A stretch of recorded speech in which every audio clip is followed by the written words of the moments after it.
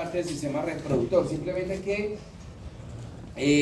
inmediatamente que se forma el área nefrógena, actúan sobre todo ese pocotón de células diferentes proteínas, diferentes genes, y empiezan a diferenciarlos, ¿sí?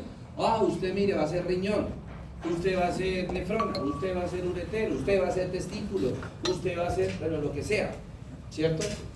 Ahí comienza el periodo de diferenciación, ¿verdad? Muy bien. Simplemente que les decía, cuando es a nivel urinario, ¿se acuerdan? Se forman esos tres elementos en riñón, ¿no? Pronefros, mesonefros, metanefros. Y cuando es reproductor se forman dos sistemas, el de Müller, ¿sí? El de Müller y el mesonéfrico, o bueno, mesonéfrico y paramesonéfrico. Pero eso yo lo pregunto yo. Muy bien, hablemos de las alteraciones congénitas. Entonces, a nivel de pene, las alteraciones congénitas más frecuentes son de la manera a dónde va a terminar la uretra, ¿sí? Normalmente recordemos que a nivel, estamos reproductor masculino, normalmente la uretra termina en la parte anterior del glande, ¿sí? ¿También usted le va a hacer trenzas? Ya.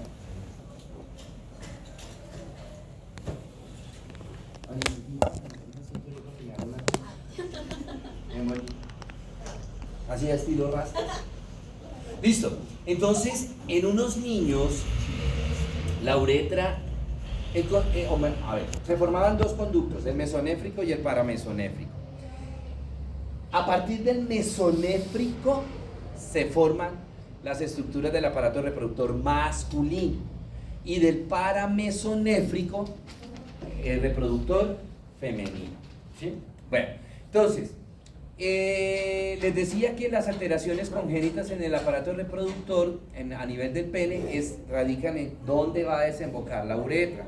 En unos niños la uretra va a desembocar no en la parte anterior, allá superior del glande, sino que va a terminar o en la región ventral del pene o en la región dorsal del pene. ¿Sí? O sea, la uretra no llega hasta el glande, por así decirlo, sino que desemboca en el cuerpo del pene y en unas partes terminará o desembocará en la parte ventral del cuerpo del pene del niño y en otros en la parte dorsal del pene, del cuerpo del pene del niño. Cuando termina en la región ventral, aquí debería terminar la uretra, pero no, termina acá. Eso se llama hipospadias. Y cuando termina en la región dorsal del pene, se llama epispadias. ¿Sí? Termina en la parte de la epispadias, en la región dorsal. En cualquiera de los dos casos, o sea, el niño no tiene síntomas. O sea, la enfermedad, anteriormente, antes de que existiera tanta tecnología, los señores se morían de cuchos con estos problemas. ¿Por qué? Porque no había manera de diagnosticarla, ¿sí? Y porque pues no había tratamiento. Hoy día se diagnostican precozmente y hay tratamiento, que el tratamiento es la uretroplastía, cirugía, ¿sí? Elongar la uretra hasta el meato urinario. El único problema que tenían estos pacientes en el niño era en la micción. Si el niño tenía hipospadias, le tocaba separar las piernitas para orinar. ¿Por qué? Porque se podía mojar los pies, el chorrito caía directamente verticalmente. Y en la epispadia hacía el arquito, el chorrito salía hacia arriba, ¿sí? Ese era el único problema, pero no tenían infecciones urinarias ni nada de eso. ¿Qué otro problema tenían en ese entonces? Tenían dificultad, defectos para fecundar. ¿Por qué? Porque siempre eyaculaban por fuera. ¿Cómo? Claro. Sí, siempre eyaculaban. O sea, acuérdese que para que haya fecundación, lo primero es que el hombre eyacule, ¿no? Y espermatozoides. ¿Sí? A que haya fecundación. Porque ya creo que la parucía, sí estamos esperando la parucía. ¿Qué es la parucía? Su merced se ve. ¿Qué es la parucía? ¿Qué es la parucía? Regalo 0,5 para que me diga qué es la parucía.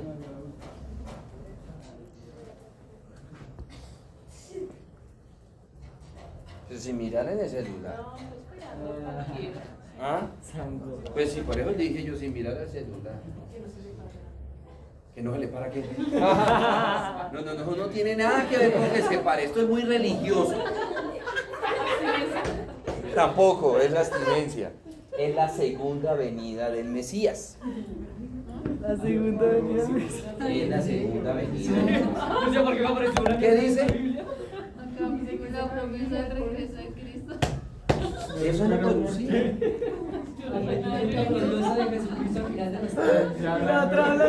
Tener uno siempre la mente pensando en esas cosas, ¿no? Uy, no, Esteban. Pobre que Lee la Biblia, por favor. Entrégate al Señor. Pero de buena manera. Por eso es que está haciendo que le entrega al Señor. Bueno, a todas estas, ¿por qué? Ah, ya, entonces y no tenía que no podía haber fecundación. ¿Por qué? Porque una de las condiciones para que haya fecundación, la primera era que el semen, ¿no? Y que tuviera espermatozoides, a no ser de la parucía, ahí fue donde cogimos la parucía. Y la dos, que el semen tiene que llegar ¿a dónde? Al fornix, que es esa parte. Acuérdense que hay una parte de la vagina que está metida, perdón, una parte del útero que está metido dentro de la vagina. Entonces él me hace unos repliegues, ¿sí? Entonces viene acá el útero, ¿cierto? Viene acá el útero, esta parte que es el cuello, y acá llega, ya esto es vagina, esto es cuello uterino. Este repliegue que está alrededor del cuello uterino se llama fornix. Ahí tiene que llegar el semen con espermatozoides. Ahí tiene que llegar para que el espermatozoide comience el viaje. ¿Sí? Entonces, estos pacientes, ¿qué sucedía? Que dependiendo dónde desembocara, qué tan adelante del cuerpo del pene terminara la uretra, o qué tan atrás, algunos o eyaculaban muy en el introito vaginal, o sea, muy al inicio de la vagina, o eyaculaban por fuera. Tenían ese problema de la fecundación, ¿sí? Pero ya hoy día se hace la uretroplastía. O sea, al niño no es una cirugía que se haga de urgencia. No tiene ningún problema. Simplemente que se espera por ahí un año para operar el niño, que ya esté bien formadito, bien desarrolladito, bien madurito, el genital, el pene, y se hace la uretroplastía, una cirugía plástica en la que llevan la uretra hasta el meato urinario, hasta donde debe desembocar, y ya el niño queda completamente normal. La uretra sigue creciendo normal. Igual, normal. Tenemos la fimosis, que este problema ya es del prepucio, ¿sí? Recuerden que también en morfo yo les decía que el prepucio está formado por fibras elásticas, ¿sí? Fibras musculares, ¿verdad? Entonces, no todos los hombres tenemos la misma cantidad de fibras en el prepucio. Algunos hombres, algunos tendrán menor cantidad de fibras elásticas y otros mayor. Pero en esos niños que tienen menor cantidad de fibras elásticas, pues por más de que la mamita, cuando los bañe, cuando están recién nacidos, le baje el prepucio, llegará un momento en que ya todas las fibras se distienden, pero como no hay más fibra, hasta ahí llega el prepucio. Entonces no queda al descubierto el glande, generándole infecciones urinarias en los niños. Entonces por eso es que hay que hacerle la circuncisión.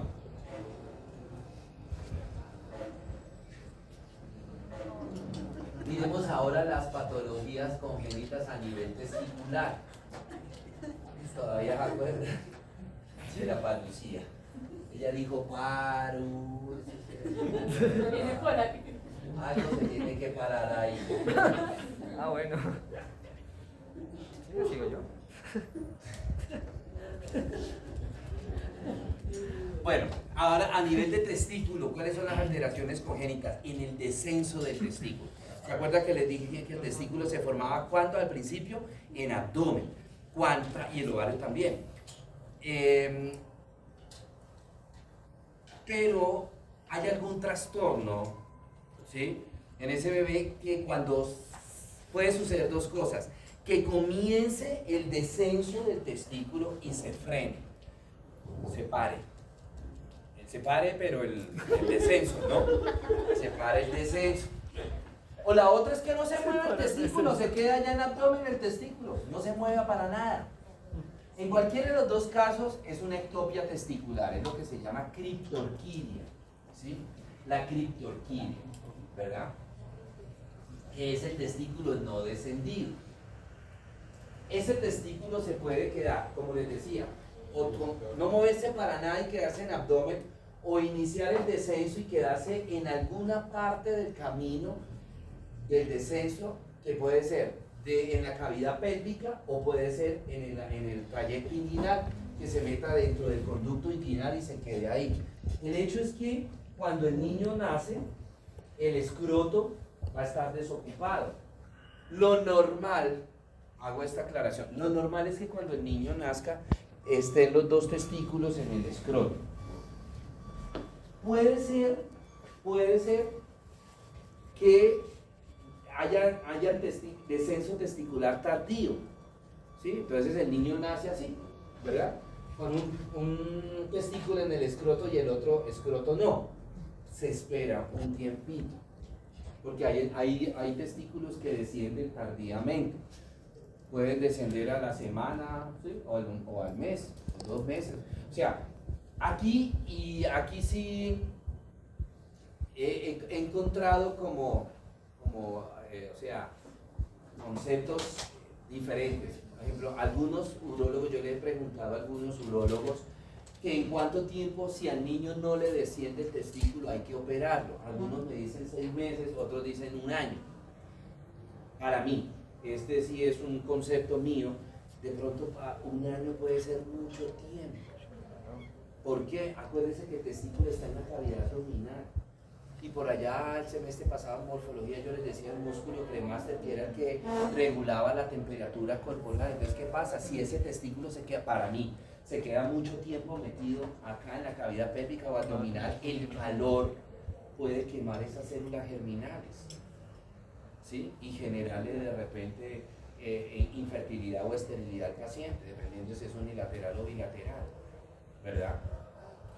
Y en ese caso usted me pregunta, para mí, para Henry Rodríguez, yo estoy de acuerdo más con los de 6 meses, hay que operar al niño. Hacer una ecografía, buscar ese testículo y descenderlo manualmente el testículo al escroto. Y el niño no tendrá ningún problema porque pues, no duró mucho tiempo metido el testículo dentro de la cavidad abdominal. Sí, algunos urólogos, porque yo le pregunto, ¿y por qué esperar hasta 1 año? No es mucho tiempo. Me dicen, no. ¿Por qué? Porque acuérdense que de todas maneras el niño, la temperatura corporal del niño es baja, ¿sí? Por ahí después del año, inclusive de los 2 años, es que se empieza a regular la temperatura como la de nosotros. Pero un niño siempre está hipotérmico. Por eso es que ustedes ven, por ejemplo, que a veces como que uno ve, a ver, en la costa o en un clima caliente, la mamita con el niño con saquito, y uno, hijo de madre, quíteme el saco. Pero es que el niño siente frío. ¿Por qué? Porque el niño es hipotérmico por naturaleza. Es hipotérmico, ¿sí? Entonces por eso los urólogos, digamos que se confían un poquito de dejarlo más tiempo, hasta 1 año lo pueden dejar. ¿Por qué? Porque de todas maneras ese niño está hipotérmico a los 11 meses, a los 10 meses, a los 12 meses está hipotérmico, ¿sí? Entonces la temperatura de él a nivel abdominopélvico es más baja que la de cualquiera de nosotros, ¿cierto? Pero bueno, vuelvo a insistir, yo mando a los 6 meses, ¿sí? Y se desciende manualmente el testículo. ¿Qué puede suceder? Bueno, si se deja mucho tiempo, el calor corporal destruye la célula germinal y el niño va a cursar con una infertilidad o con una esterilidad, dependiendo si es unilateral o si es bilateral, ¿verdad? O la otra, se puede necrosar el testículo por el calor, ¿sí? Se puede necrosar. Y ahí sí toca operar al niño porque puede generar una peritonitis, ¿verdad? Acá tenemos un testículo que está necrosado, ¿sí? Ya ese testículo se perdió. Bueno, muy bien. Preguntas, dudas, inquietudes. Si el niño tiene 6, 7 años. Que todavía tenga ectopia, habría que buscarle el testículo y mirar la viabilidad del testículo. Sí o sí hay que operar. Y en la medida que se opere, pues se mira la coloración del testículo y se sabe si de pronto el testículo está viable todavía. Viable, pero no sabemos cómo estará la parte reproductiva de ese testículo, cómo estará, ¿por qué? Porque tiene 7 años apenas, todavía no podemos decir nada de la espermatogénesis como así. Ahora, si tienen otro testículo, pues no hay problema. ¿Profe? ¿Y es Señora. posible que no salga sino con un testículo o algo así? ¿Cómo, señor? ¿Que nazca solamente con un testículo? Puede sí, lo que le mostraba en la foto, puede ser que nazca con un solo testículo en el escroto y el otro se le puede esperar que descienda. No, que no exista. Agenesia testicular, sí, claro, también. Puede ser también unilateral o bilateral. ¿Sí? Bueno.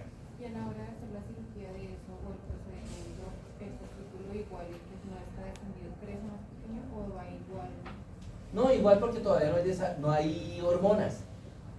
¿Sí? O sea, la producción de hormonas es baja. Cuando ya el niño se desarrolle, que viene todo ese pocotón de hormonas, actúan sobre el testículo y lo hacen normal.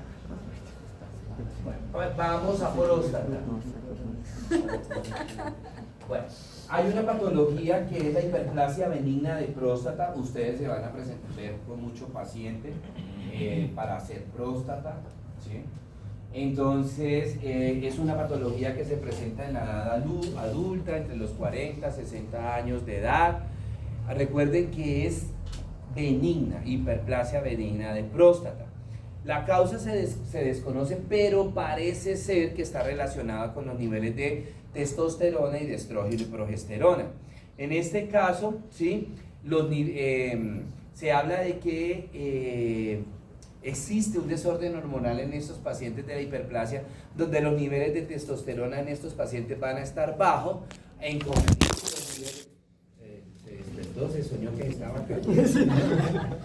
¿No les ha pasado eso? No, es que se cayó el teléfono. Bueno, entonces en estos pacientes se ha visto una disminución de los niveles de testosterona, mientras que los niveles de estrógeno van a estar un poco altos. Entonces, esta, digamos que pérdida de relación, pues puede generar causal de la hiperplasia benigna de próstata. ¿Sí? Bueno, hay dos cosas acá importantes para que tengan en cuenta entre la hiperplasia, perdóname, no, déjame tranquila, entre la hiperplasia y el cáncer.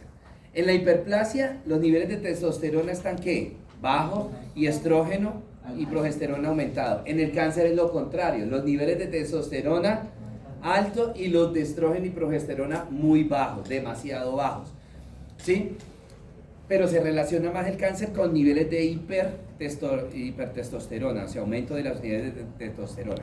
Ahora, en cuanto al crecimiento de la lesión, en la hiperplasia crece de adentro hacia afuera, mientras que en el cáncer es lo contrario, de afuera hacia adentro. ¿Sí? El crecimiento en la hiperplasia, les decía que era de adentro hacia afuera, empieza alrededor de la uretra. Recuerden que la uretra en el hombre está esa parte de la uretra prostática, ¿cierto?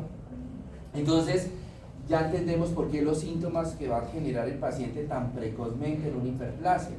¿Sí? Porque como crece de adentro hacia afuera y como es de adentro, es alrededor de la uretra, entonces empieza a comprimir la uretra se va a estrechar y vienen los síntomas urinarios. El goteo postmiccional, retención urinaria, ¿sí? La polaquiuria, que orina un poquito pero cada rato, la urgencia miccional, el paciente siente que ya se va a orinar y cuando va, orina un poquito, ¿sí?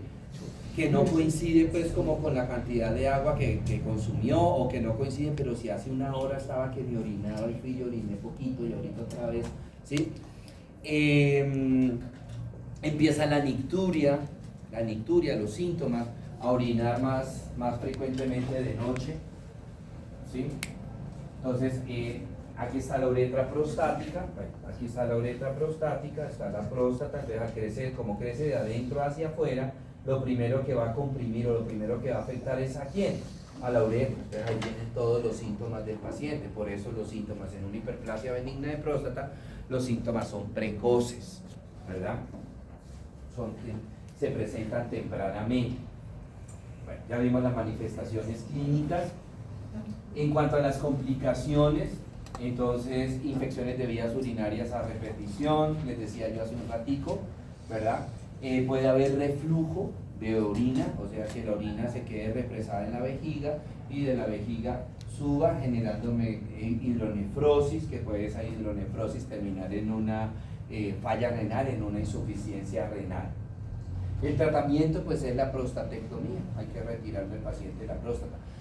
Es de esas que ya hemos visto en varias ocasiones, de esos procesos benignos que hay que operar. ¿Pero por qué? Porque generan síntomas. No es que hay que operarla porque se pueda convertir en un cáncer, no, sino por los síntomas que está generando, ¿cierto? Que en algunas ocasiones puede obstruir toda la uretra y hay que sondear al paciente, hay que pasarle una sonda al paciente y toda esa cuestión, entonces, para evitar ese tipo de problemas. Miremos ahora el cáncer de próstata.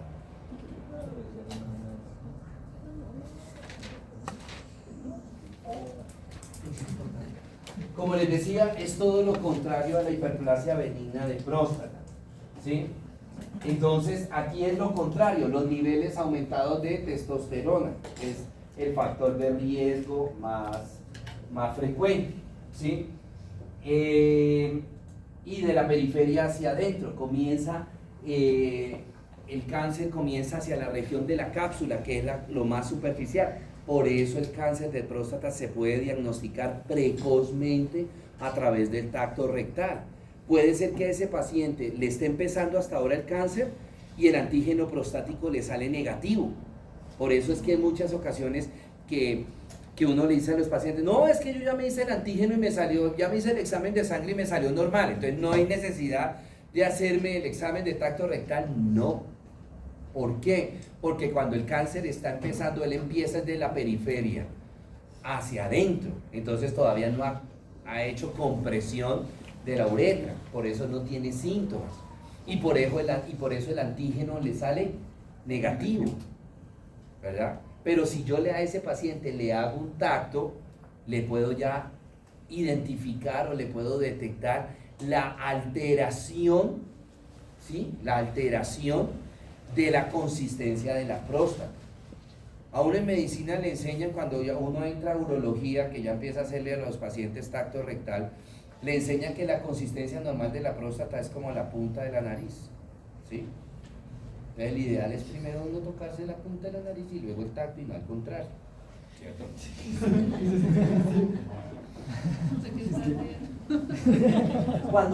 Infortunadamente, cuando ya el paciente empieza a hacer síntomas, ya el cáncer ha comprometido ¿qué?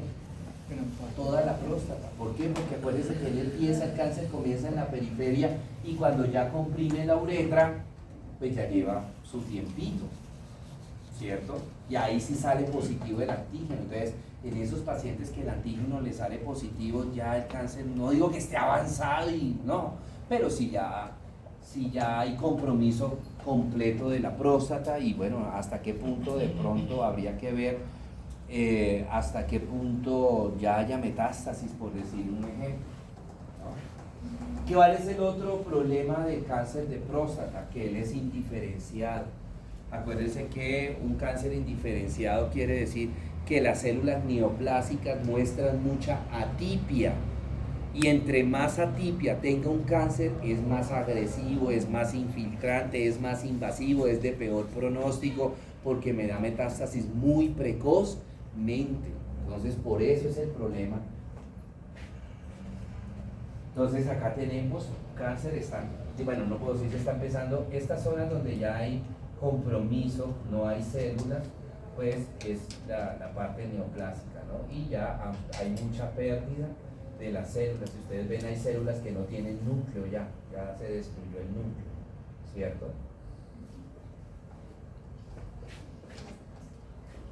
Bueno, dentro de los síntomas, los mismos que vimos acá en la hiperplasia benigna de próstata, salvo que pues se le puede agregar más frecuentemente la hemorragia, la hematuria, ¿sí? Pero los síntomas son idénticos, son los mismos, ¿verdad?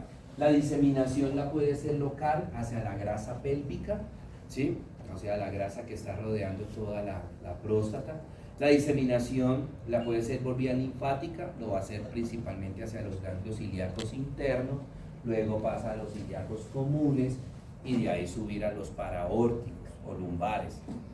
Y la diseminación principal la hace por vía hematógena, ¿a dónde? A hueso. ¿Y en hueso a dónde? A la columna vertebral. ¿Y en la columna vertebral a dónde? A la columna lumbosacra. Por eso cuando a un paciente se le está descartando un cáncer, le mandan a hacer una gamografía ósea para ver que no haya ya metástasis a nivel óseo y mucho menos, pues obviamente a nivel de columna lumbosacra. También otro sitio más o menos frecuente, pero no tan frecuente como columna, otro sitio es a colon. Es al colon. La principal es a los huesos. Hacia hueso. Por eso que yo les decía a ustedes, y creo que se los he repetido varias veces, en los hombres después de los 50 años, no solamente próstata hay que revisar, contacto y antígeno, sino también la colonoscopía para descartar lesiones en colon, ¿sí? Entonces, pues bueno, acá tenemos la parte del cáncer y pues obviamente está la uretra prostática que me pueda llegar a comprimir la parte de la uretra y generarme todos los síntomas urinarios. Los estadios, aquí es la clasificación, no es una clasificación TNM, sino por estadios, que lo que sí, les decía ahorita, la clasificación TNM, bueno, primero sí o sí el tratamiento es prostatectomía, independiente qué estadio salga, la prostatectomía. Y segundo, me dice es qué tratamiento tengo que hacer, qué tan avanzado está el cáncer y qué tratamiento tengo que hacerle a ese paciente.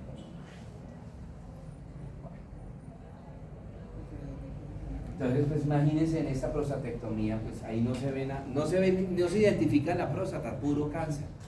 Es lo que se ve, puro cáncer en ese paciente, ¿cierto? Pues obviamente sobra decir que es un mal pronóstico, ¿no?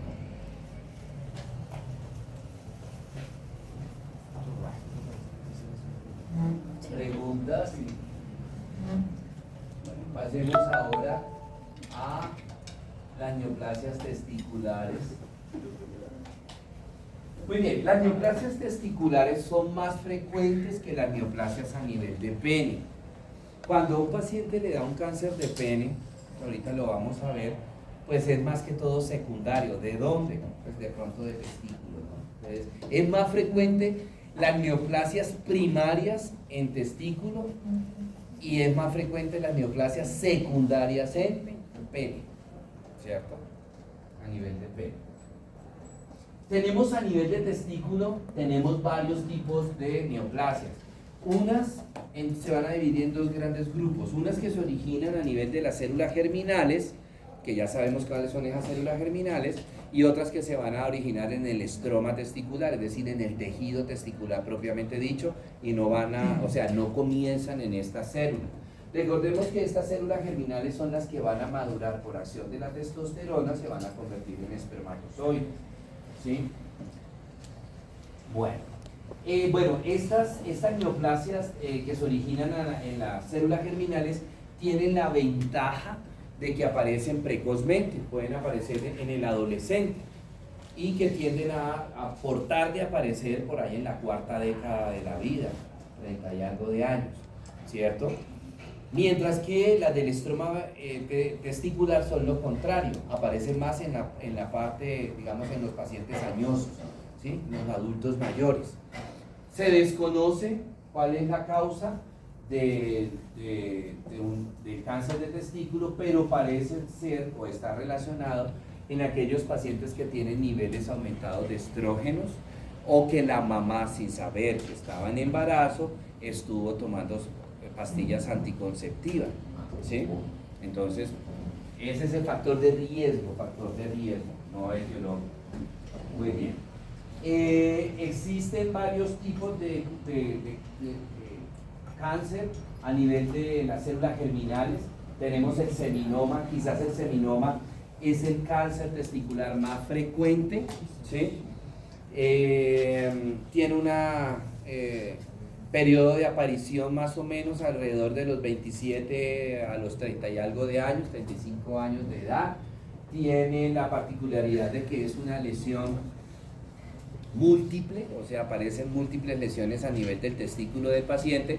Desafortunadamente es un cáncer altamente infiltrante, invasivo y que genera metástasis muy precozmente, muy al inicio de la lesión, y pues es bastante maligno porque él precozmente hace mucha metástasis, ¿verdad?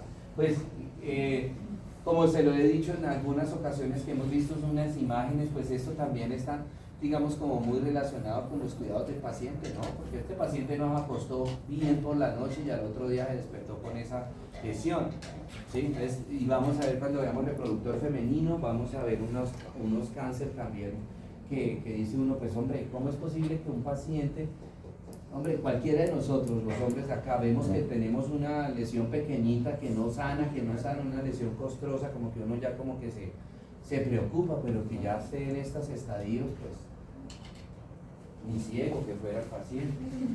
No, sí, porque se palpa. Otro tipo es el carcinoma embrionario, es el segundo cáncer más frecuente a nivel de testículo, también es bastante agresivo, igual que el seminoma, son bastante agresivos porque son muy indiferenciados, ¿sí?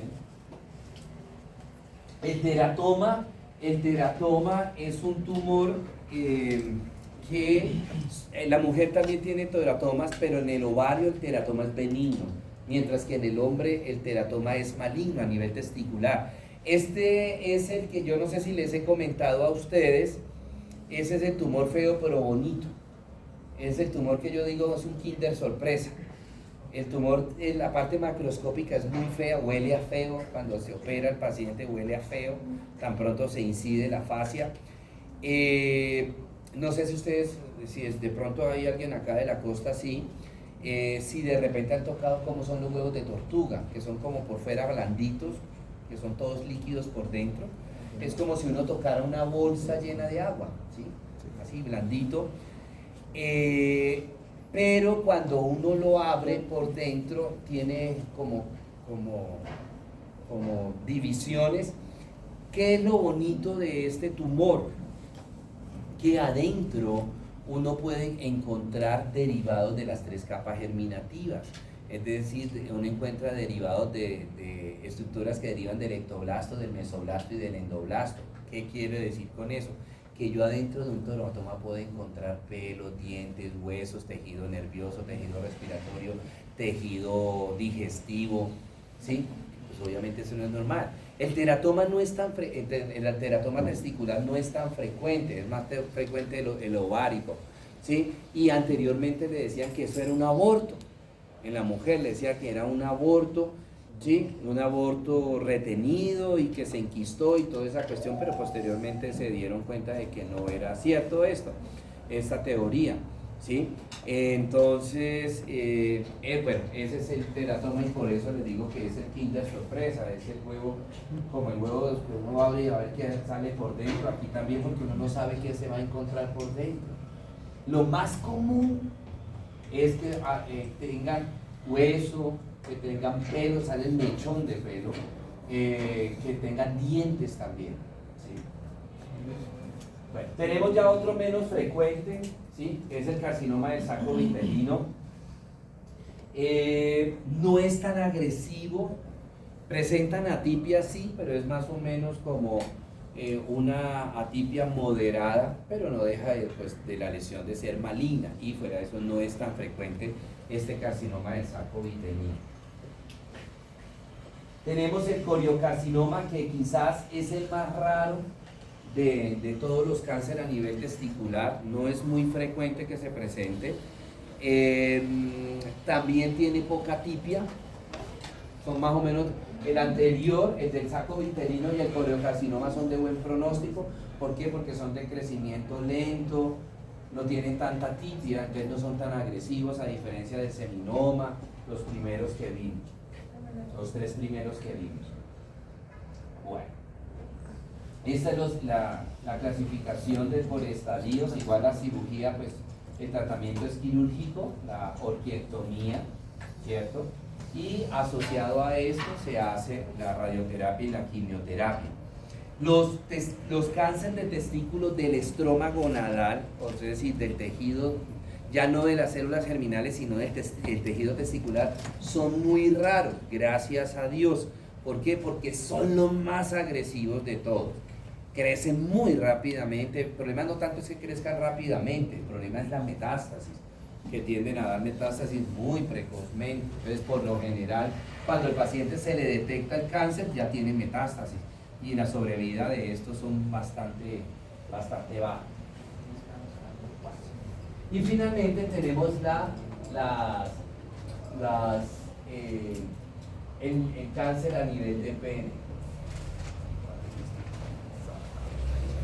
Como les decía hace un ratico, el cáncer de pene primario es muy raro, o sea que comience en el pene es muy raro. Lo frecuente, entre comillas, porque no es tampoco tan frecuente, es que sea metastásico, o sea un cáncer secundario. ¿Y de dónde viene el cáncer secundario de pene? Pues por lo general de testículo. El cáncer primario se encuentra a nivel de testículo. Vamos a ver primero unas lesiones que son precancerosas, como es el condiloma acuminado. El condiloma acuminado es una enfermedad de transmisión sexual que es producida por el virus del papiloma humano, por unos serotipos del virus del papiloma humano y también por unos serotipos del virus del herpes genital, ¿sí? Pero quizás el virus que está más frecuentemente implicado es el virus del papiloma humano, ¿sí? Hay dos tipos de condiloma acuminado. Cuando veamos reproductor femenino les muestro los dos tipos. Hay uno que se llama el condiloma acuminado plano y el otro que es el verrucoso. O sea, el nombre es por la característica de la lesión. En el plano, pues la lesión precisamente es plana, no es tan frecuente. El más frecuente es el verrucoso, que aparecen como unas verrugas, ¿sí?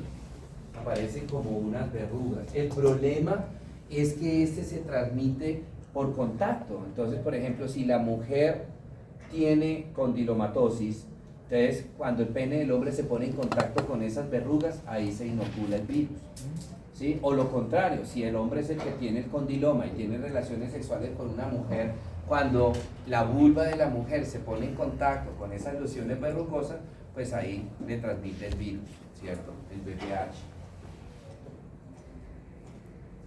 Ahora sí, esta lesión, como les decía, el condiloma acuminado es una lesión precancerosa, ¿sí? ¿Cuál es el problema en el caso de nosotros los hombres? Que el VPH no nos genera síntomas. O sea, no todos los pacientes hombres que tienen VPH tienen condiloma, no. Tienen que haberse puesto en contacto con la lesión verrucosa. Y muchos hombres pues tienen una carga viral de VPH bastante alta y están inoculándole a su compañera o a sus compañeras sexuales, le están pasando el VPH. Que recuerden que tanto en hombres como en mujeres es precanceroso. Cuando una niña se hace una citología, recuerden que ahí está los NIC, ¿sí? Que le reportan de pronto la presencia de VPH, o los NIC, ¿sí? Las neoplasias intracriteriales cervicales, ¿verdad? Ese es el problema de nosotros los hombres, que no tenemos una sintomatología o una clínica o un examen que nos determine. Pues sí hay un examen, que es el frotis uretral, ¿verdad? Ahí le meten un hisopo por la uretra, entonces, ¿verdad? Pero yo creo, y con todo, lo digo, puede sonarnos jocoso, pero hombre, ya es del hombre, ¿no? Si yo soy así medio promiscuo, ¿cierto? Pues hágase un frotis uretral para VPH, ¿verdad? Y evite de pronto contagiar a su esposa o a las compañeras sexuales que él tenga, evite, ¿sí? Sino que nosotros, pues mire, ¿por qué un hombre no se hace el tacto rectal? Ah, que me da miedo, ¿sí? Ahora, a veces le salen con el cuento que es que de pronto me quedo amañado. Le dije, a ver, ese problema ya no tiene usted. O sea, con una sola tacto rectal no creo que se amañe. O sea, ya el problemita viene de bien atrás. ¿Cierto? Periódicamente. Sí. O sea, ya el gustico lo viene a la dudita, lo tiene ahí, de que cómo será esa vaina. Entonces, pues son tabúes que tenemos nosotros los hombres a ese respecto. ¿Sí? ¿Por qué no me hago un tacto rectal? Y el problema es que, y los pacientes ahí en consulta le dicen, hombre, ¿yo por qué no me hice el examen antes? No porque el médico no se lo haya propuesto, pues hacer el tacto, ¿no? Sino que usted por miedo no se lo quiso hacer, por falsas ideologías, por tabúes, ¿verdad? ¿Cuándo qué? Y cuando se arrepienten de no haber, cuando le dicen, mire hermano, usted tiene un cáncer. Ahí sí ya, hijo de madre, ¿por qué yo no me hice el tacto antes? Que uno les pregunta a los pacientes, ¿usted por qué no se hacía el tacto anteriormente? El médico no le dijo, sí, no, pero es que... Y todavía salen con el pendejo de respuesta, ¿no? ¿Qué tal que se quede una mañana? Pero bueno. Pues mi madre. Por el lado que se le mire bien. Sí. Marica, por no hacérselo. Sí. En fin, bueno, tenemos el carcinoma del pene, in situ. Acuérdense, todo cáncer que sea in situ es de buen pronóstico. ¿Por qué? ¿Qué significa la palabra in situ? La lesión mide menos de 5 milímetros. ¿Sí? O hasta 5 milímetros, primero. Segundo, ese cáncer es poco infiltrante, es poco invasivo, de crecimiento lento, por algo mide menos de 5 milímetros, de crecimiento lento, y las células son bien diferenciadas, y de rechupete no producen casi metástasis, o las metástasis las producen muy tardíamente, entonces por eso es de buen pronóstico. Cuando se le detecta al paciente el cáncer, por lo general, pues sí, la cirugía, pues toca hacerle la penectomía, ¿no? Pero lo más seguro es que no tenga metástasis y la sobrevida del paciente va a ser a muchos años, ¿verdad? Pues lo mismo que les decía ahorita, o sea, esto el paciente no se acostó bien y de un momento para otro le apareció esto, Claro. ¿sí? Es descuido también del paciente, ¿no? Y lo vamos a ver cuando veamos mama, lo vamos a ver cuando veamos reproductor femenino, útero y eso. Pero eso tiene más de 5 milímetros. Pues por eso, es para mostrarle que eso es por descuido. A ver. Este sí ya lo más seguro es que chupe gladiolo. ¿Dónde comienza a aparecer el cáncer? Por lo general comienza a aparecer si el hombre tiene prepucio, a nivel del prepucio, si el hombre no tiene prepucio, a nivel del glande, ¿sí? ¿Con quién está relacionado? Vuelvo y les digo, BPH, ¿sí? Bueno, ya el cáncer del pene, o sea, vimos condiloma acuminado, es la fase 1 de la enfermedad. Si no se le hace tratamiento al condiloma, pasa a un carcinoma in situ. Si no se le hace el carcinoma in situ tratamiento, pasa al carcinoma. Aquí ya es lo contrario. Mal pronóstico, la lesión mide más de 5 milímetros, hay mucha atipia en las células, de tal manera que las células va a haber mucha mitosis, es de crecimiento rápido, altamente infiltrante, altamente invasivo y genera metástasis muy precozmente. Todo lo contrario al in situ. ¿Sí? Y obviamente pues mal pronóstico, ¿no? Comienza como una lesión macular, o sea, como una mancha, como ya lo habíamos por allá hablado, es como una mancha, luego en una pápula, luego pólipo, luego subsera, ¿sí? La diseminación principalmente la va a hacer por vía linfática y lo va a hacer hacia los ganglios inguinales. Ganglios inguinales principalmente profundos y luego los ganglios inguinales superficiales. De los ganglios inguinales superficiales o profundos va a pasar a los ilíacos comunes, a los ilíacos internos, luego los ilíacos comunes, luego los paraórticos. El tratamiento pues consiste en hacerle penectomía al paciente y asociado a esto la radioterapia. Así es como empieza, con esa manchita, ¿sí? Con esa mancha, pero se va elevando la lesión, viene la parte papular, luego la parte del nódulo.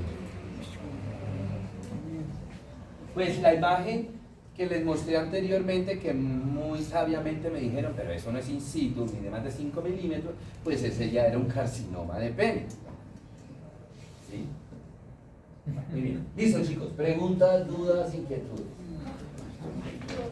Bueno, chicos, entonces con esto para el